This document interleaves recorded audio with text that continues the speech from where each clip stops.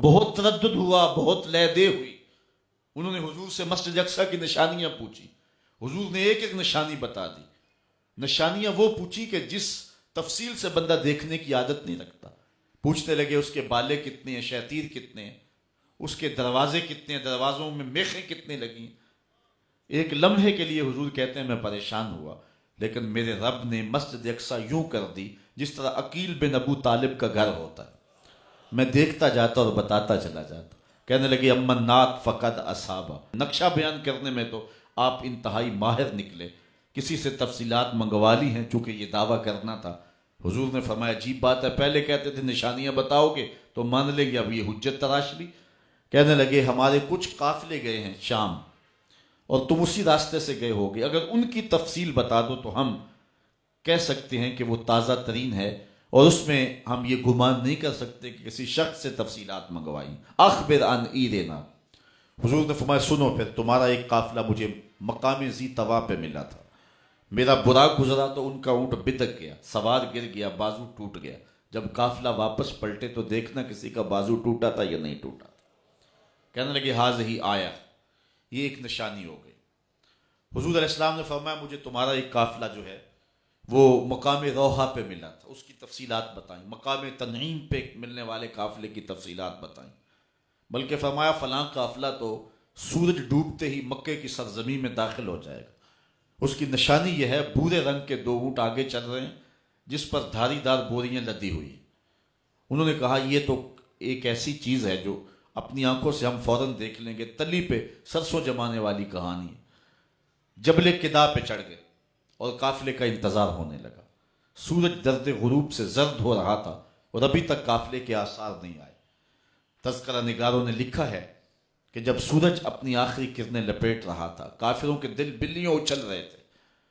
اہل ایمان پریشان تھے. حضور نے تو سچ کہا، قافلہ رک گیا ہو، ٹھہر گیا ہو تو ساری زندگی کافر تو ہمیں تانا دیں گے. بھاگے بھاگے حضور کی خدمت میں حاضر ہوئے. حضور سورج ڈوبنا چاہ رہا ہے اور ابھی تک قافلے کے آثار دکھائی نہیں دے رہے. دل نازک پہ گرانی آئی اور یہ میرے رب کو کیسے گوارا ہے. فوراً طائر سدرہ نشین کے پروں کے پڑ پڑانے کی آواز آنے لگی. جبریل حاضر خدمت ہوئے، رب کا سلام بھی دیا اور سندیسہ بھی. محبوب پریشان نہیں ہونا، جب تک قافلہ نہیں آئے گا سورج ڈوبنے نہیں دیں گے. جب سورج اپنی آخری کرنیں لپیٹ رہا تھا کسی کافر نے کہا قد غربت الشمس، وہ دیکھو سورج غروب ہو گیا. مسلمانوں نے کہا منہ ادھر اٹھاؤ قافلہ بھی آ گیا.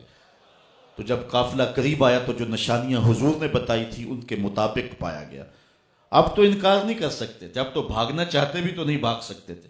لیکن کہنے لگے حاذا من سحر ابن ابی کبشہ، یہ ابو کبشہ کے بیٹے کا جادو ہے جو سر چڑھ کے بول رہا ہے.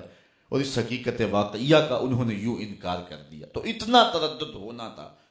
اور آج بھی معراج النبی کے حوالے سے 3 طرح کے موقف پائے جاتے ہیں. ایک مستشرقین کا موقف، وہ کہتے ہیں یہ واقعہ ہوا ہی نہیں ہے. اور آج لوگ کہتے ہیں ممکن نہیں ہے. اتنی سرعت کے ساتھ ایک جسم کا حرکت کرنا، پرواز کرنا، یہ ممکن نہیں ہے. جسم ہوا کی اتنی مزاحمت کو برداشت نہیں کر سکتا، لہٰذا ممکن نہیں ہے. یہ بات کہی جاتی ہے.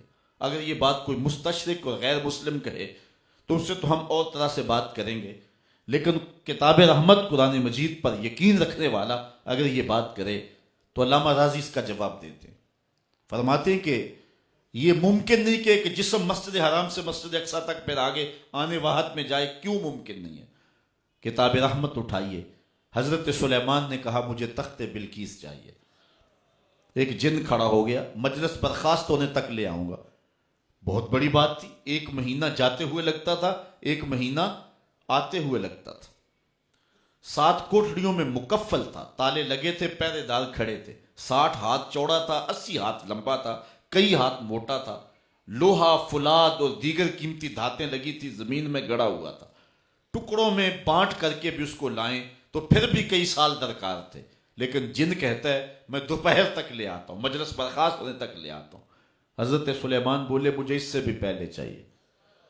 قال الذی عندہ علم من الکتاب، پھر وہ اٹھا جس کے سینے میں کتاب اللہ کا علم تھا، جو زبور کا عالم تھا. آنا آتی کا بہی قبل ان یرتد الیک طرفک، کہنے لگا میں حاضر کرتا ہوں. کتنی دیر میں لاؤ گے؟ حضرت آپ ابھی آنکھ نہیں جھپکیں گے تخت سامنے پڑا ہو. اور حضرت سلیمان نے آنکھ نہیں جھپکی، تخت سامنے تھا کہ نہیں تھا؟ کوئی مائی کا لال انکار کر کے تو دکھائے.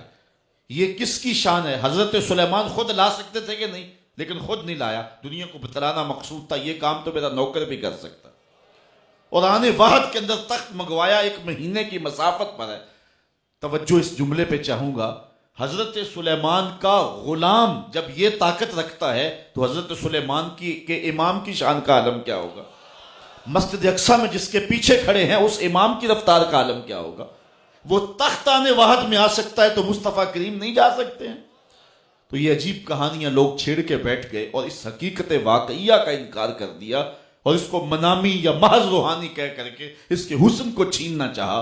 میرے محبوب وہاں تک پہنچے ہیں جہاں کسی کا تصور بھی نہیں جا سکتا.